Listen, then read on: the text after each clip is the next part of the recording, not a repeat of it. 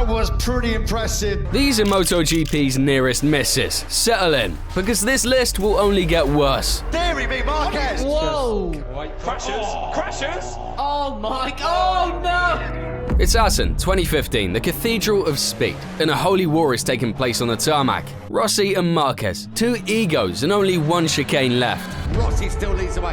Has Marquez got anything left? He is going to come late as they come into the chicane. There's going to be a lunge. There'll be a lunge for Marquez. He's up the inside of Rossi. Oh, Rossi just holds firm. Rossi's through the gravel. Rossi's going to win the race. Valentino Rossi. The crowd goes absolutely bonkers. The doctor's done it again. Marquez waves his arms, Rossi waves the trophy. That finish was about a single heartbeat away from disaster. After Mark tried to entry in the chicane, but I was already into the corner and touched me and I have to cut. But the only thing scarier than two riders colliding is 15 of them fighting for the same inch of space. It's Moto3 at its most unhinged. Doha 2021. 15 riders, one straight, and not a single brain cell thinking about self-preservation. The final lap looks less like racing and more like a stampede.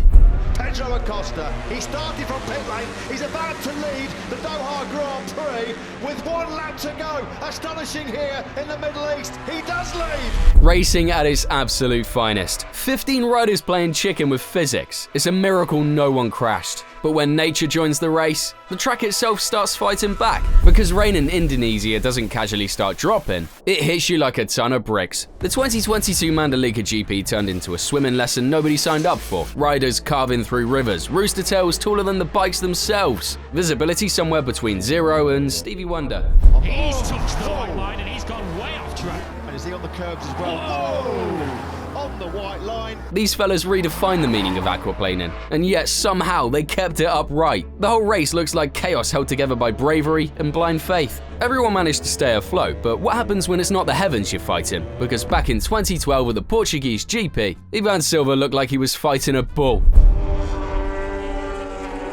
Oh, what a save by him. Wow. It's chaos and control doing a handshake. Somehow he wrangles the bike back, keeps it upright, and carries on like it never happened. The crowd loses their mind as Silva holds on for dear life. Ivan managed to stay on the ball and live to tell the tale, but the next rider had to hold on. Otherwise it could very well have been game over. Just like your MotoGP knowledge if you don't like this video and subscribe to the channel. It's the Moto3 race at Assen in 2019. Heading into a high-speed corner with several riders in tow, Ayumi Sasaki got that snap everyone on the grid absolutely f***ing dreads. Contact is nearly flying to the moon. Whoa, what a save! Well, look at the angle. Ayumi Sasaki, go and buy yourself not one lottery ticket, go and get as many as you can afford because that is unbelievable. I reckon Sasaki needs to take that commentator's advice and get a lottery ticket. If he came off, he would have been a sitting duck in front of those bikes behind him. A very lucky man indeed. We've seen a couple of drivers survive some high sides, but dare I say no one pushes the limits like this next bloke, and he does it time and time again. Because there's saves, and then there's whatever the hell Marc Marquez does. Every time he loses the front or rear, he just decides physics is optional. Elbows, shoulders, knees. All fair game when you're trying to keep 160 kilos upright at 200 miles per hour. Take the Valencian GP in 2017 for instance. Oh, Theseeeee v Marquez! Unbelievable! This was f***ing horrifying for everyone as well, because all he needed to do was hold on to second place to win the championship. It was the definition of playing with fire. But it wasn't the first time he had a little whoopsie. Earlier in the same season over in Argentina, this happened when he did a practice start. Whoa, big moment for Marc Marquez. And again, at the Dutch GP in 2016, he entered the braking zone. Things were so close to going horribly wrong. And again, at Phillip Island in 2019. Let's have a look here what happened to Marc Marquez then, and he loses the front, and as ever, he saves it. In all honesty, this man has a fucking catalogue of close calls. It would be impossible to show all of them, but you get the gist of it. He's constantly keeping us on the edge of our seats with these terrifying near misses. One heartbeat, he's sideways. The next, he's celebrating like it was planned all along. He saves the unsavable. I feel like his brother Alex might be taking notes because he's got the same DNA and the same disrespect for gravity. At Motegi in 2019, Alex comes flying out of a corner in a wet FP3. The rear steps out and the bike tries to buck him clean off. Wow, that was magic. Absolutely fucking nuts. Most riders would have gone skidding across the turf at that point, but Alex saves it and decides in the heat of the moment that he'd rather water ski than ride a motorbike. He's certainly proving that near misses run in the family. Alex pulled it back from disaster. The next rider saves his bike while down on his shoulder, while coming around the final corner for the checkered flag. At the Circuit of the Americas in 2017, Loris Baz found himself hanging on for dear life when the rear kicked loose and the bike folded under him at the end of qualifying. This is about as terrifying as it gets. He thought, no, I've done a good lap, I know it. Here we go. Watch this. Turn 20 then, tips it in. Wait, crashes. Crashes. He comes back up. Watch him now. Quick, get to the line. Brilliant. Most people would have hit the deck there. I know I certainly would have, if I knew how to ride a bike at the speed these psychos do. I lose the best save of the year because that save was incredible. That was brute strength from Baz, but the next rider, pure instinct. In Moto2 at the 2019 Czech GP, Steven Odendaal leaned in a little too far.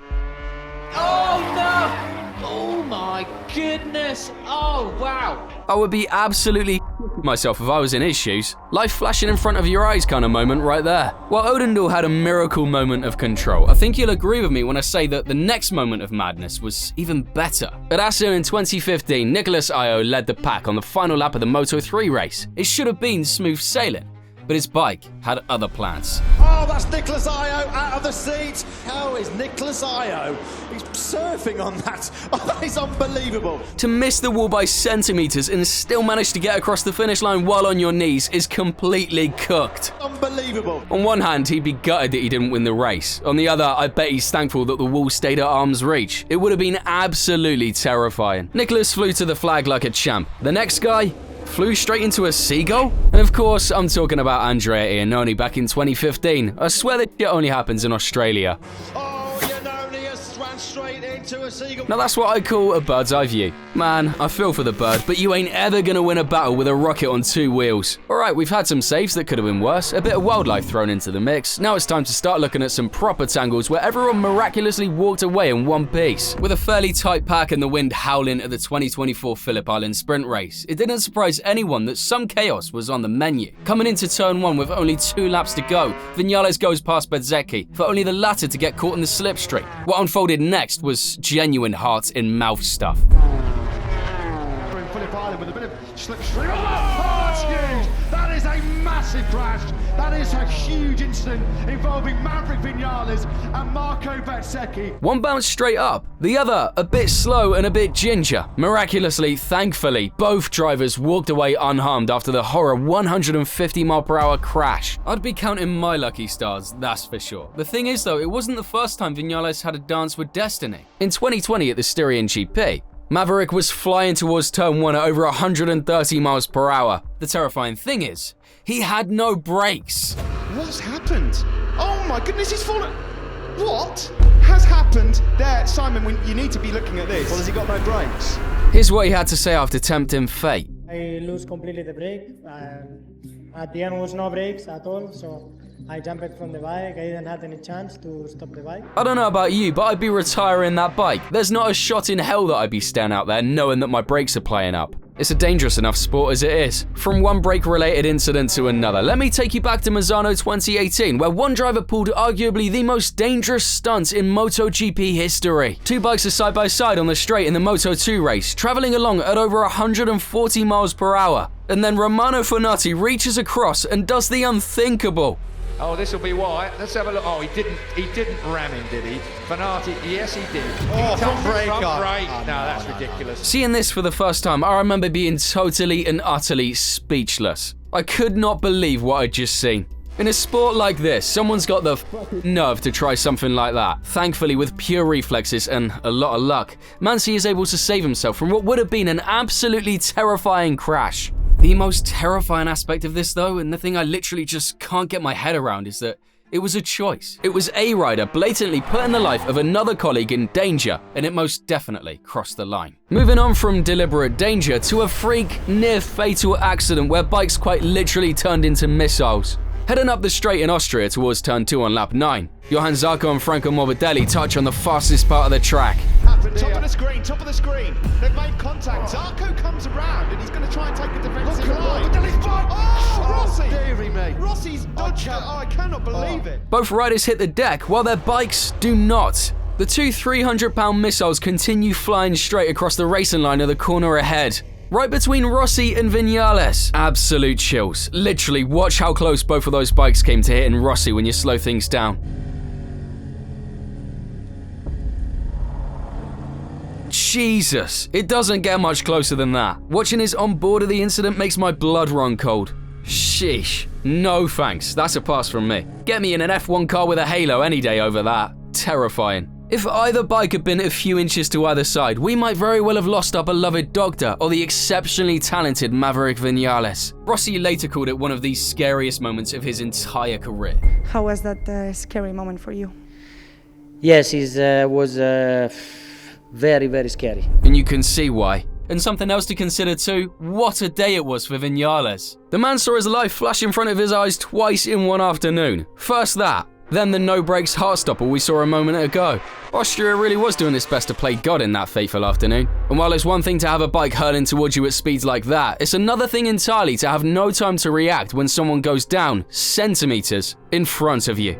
In the Moto3 race at Le Mans in 2018, Enea Bastianini hits the deck just in front of Jakob Kornfeil. The pack was tight and Kornfeil simply went the only direction he could. We start the fight.